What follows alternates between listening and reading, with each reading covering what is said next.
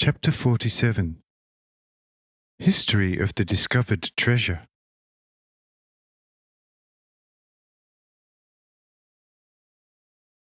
Faustus, clasping his hands above his head, summoned Pilla over, saying, "Had you no knowledge, since you said nothing? Speak, or you shall fare miserably."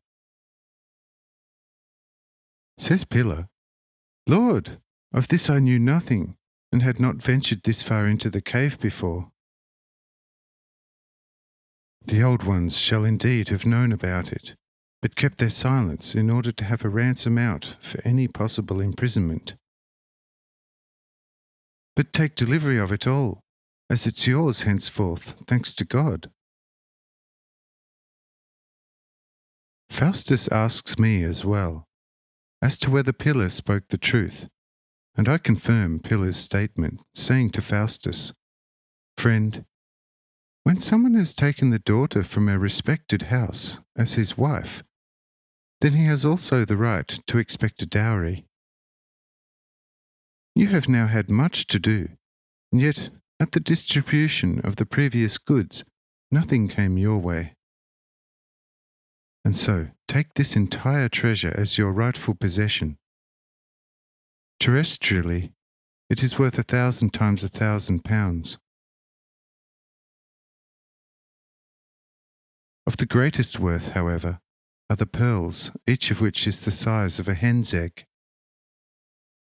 An entire trove, measuring a volume of 1,000 drachmas, is filled with the big pearls of which each is by itself of inestimable worth.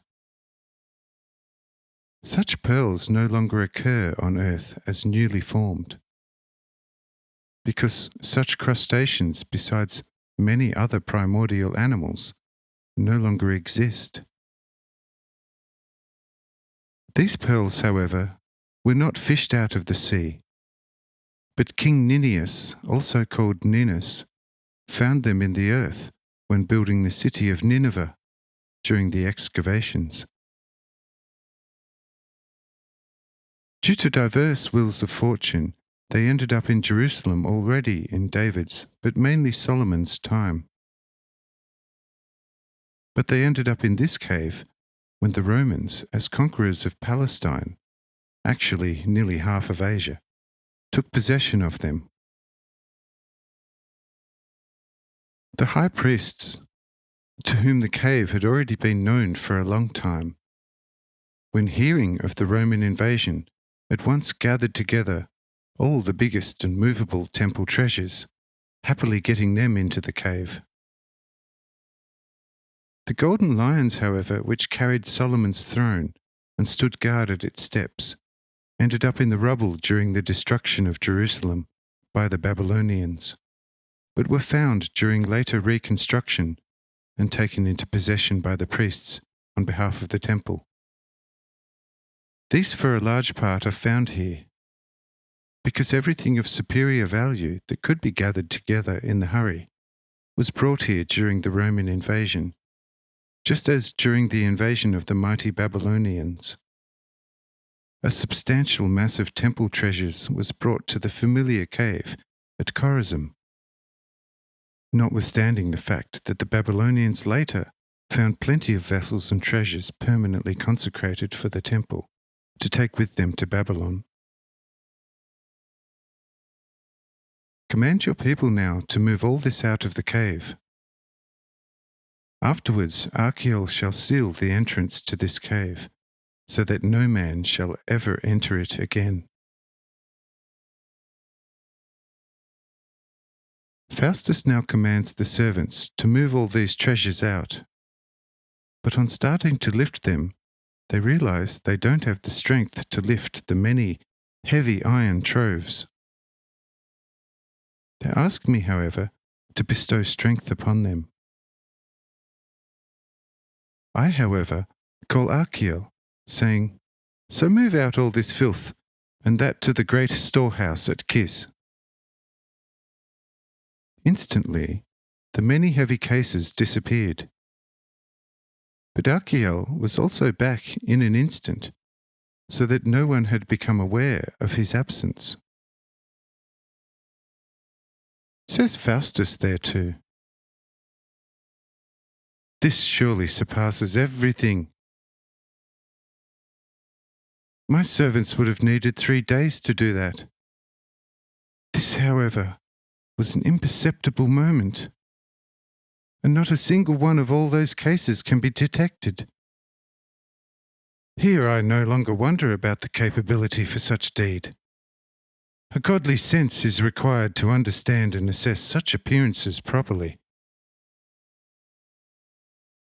Say I, yes, yes, you are right. However, for man, it is not very advantageous if he would immediately understand everything which manifests itself to him. Since it is written, if you eat from the tree of knowledge, you will die.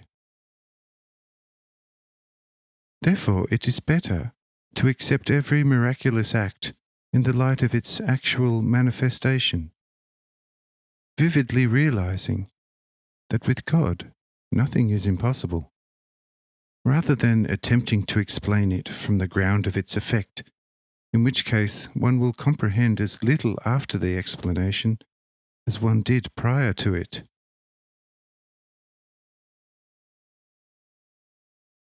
It suffices for you to see that the earth exists and is suitable for carrying and supporting mankind.